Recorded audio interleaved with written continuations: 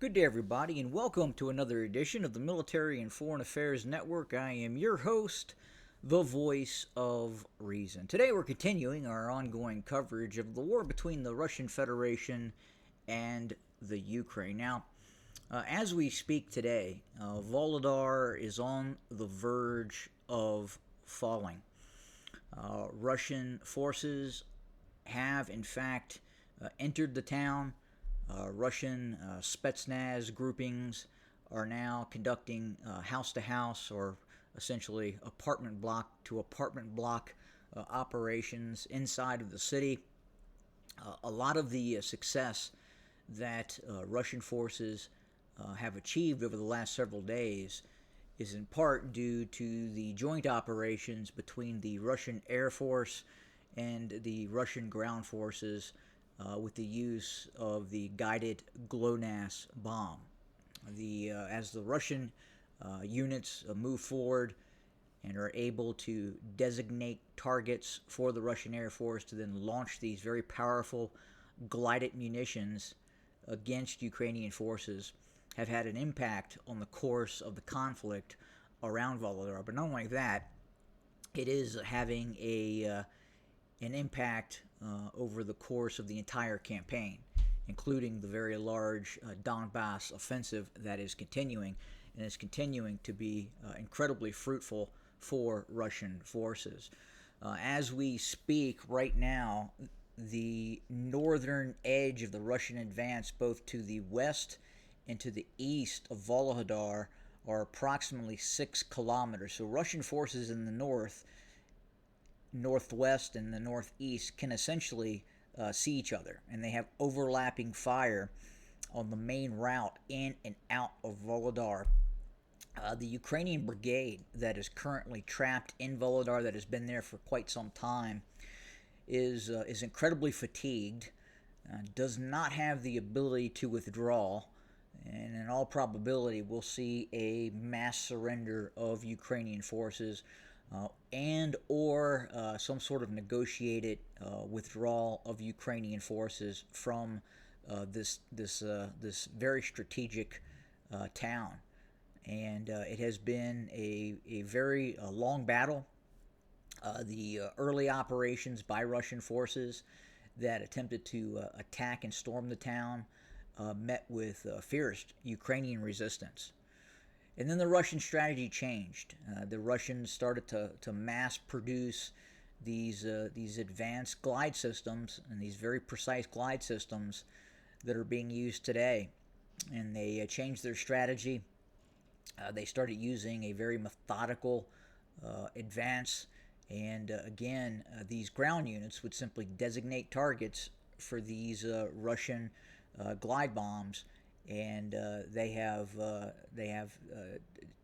taken out many of the fortified positions of the Ukrainian military. If we go to this other map used by the Rondelli Foundation, if we zoom in, you can see again kind of the makeup of the town and the challenge that the entire town again was essentially made up of exclusively multi-story Soviet era apartment blocks. Now, under these apartment blocks, as I talked about before, there were tunnels and bunkers, both recently created and created during the Soviet times. And the Ukrainians were using these systems of subterranean tunnels to move around the city and defend the city. Now, as Russian forces were getting closer and closer, they could see the specific fortified areas in which the Ukrainians were using, both ground units and other systems as well, including satellites, drone capability, what have you. And the Russians used that sensor capability, again, both ground, air, what have you, and to designate targets for these glide systems to be used against these Ukrainian units.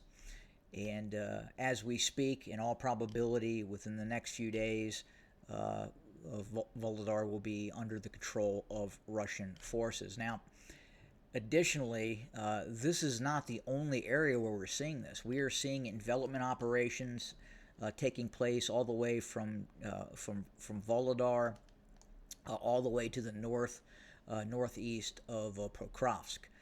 This operation is continuing.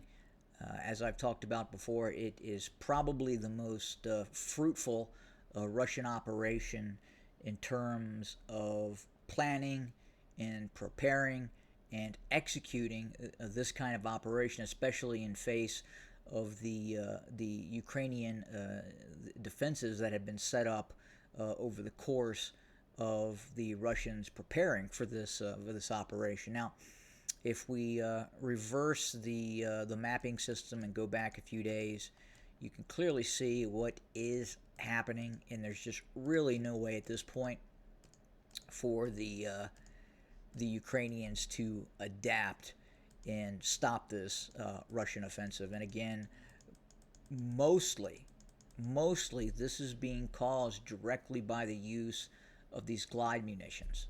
These glide munitions the Russians are now using were not being used by the Russians in the early stages of the conflict. Now, fast forward to where we're at now, the Ukrainians don't have an answer. Again, essentially the Russians move up, they spot targets, they designate targets, and they call an airstrike. Where does that sound familiar? Yes, a strategy used by the United States. A ground unit with an air controller designates a target, and then in comes the JDAM. Again, same strategy.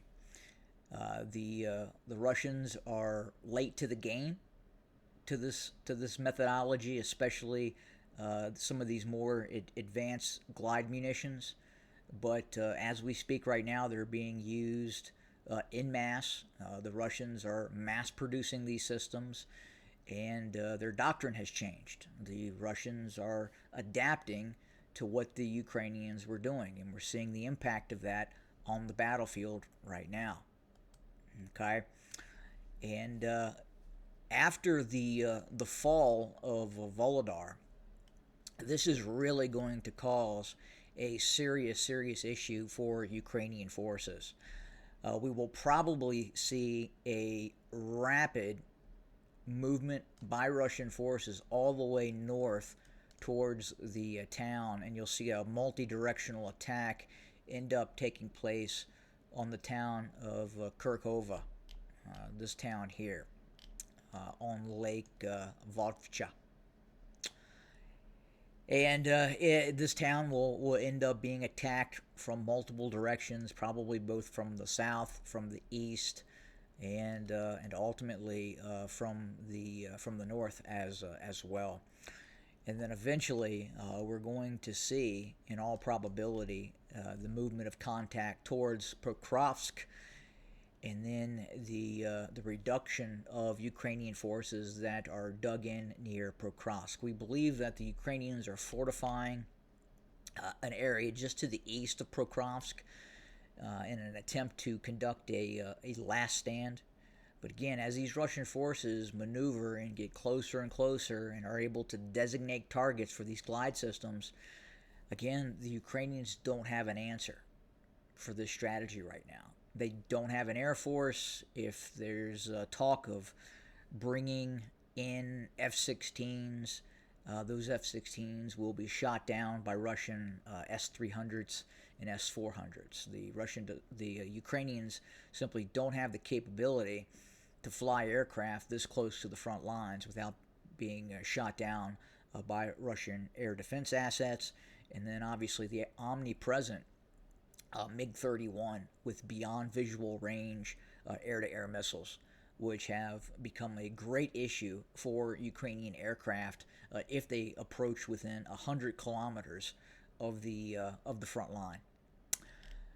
So again, the Donbass offensive continues. The fall of Vuhledar is underway, and we anticipate that the breaking of the back of the Ukrainian military will continue, and we could see a very, very rapid change of what is happening on the battlefield by winter. As always, thank you for joining us. More to come very soon. Have a good day.